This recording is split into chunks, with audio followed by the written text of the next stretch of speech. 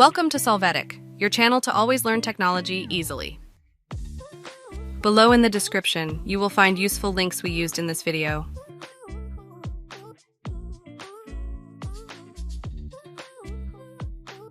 Today in Solvetic, we will see how can you delete a table in Word but keep the text. We are going to open the Word document to view the table with the text. Now place the cursor inside the table. When doing so, go to the menu, Table Layout. There, click on the option Convert to Text. Then in the pop-up window, activate the box tabs. When you click on OK, you will see that the table will have been deleted, leaving only the text. Hey, remember to subscribe Solvetic channel.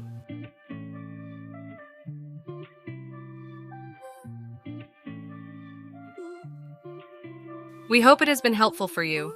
Here are links to watch more videos of your interest and subscribe to the Solvetic channel. Thank you.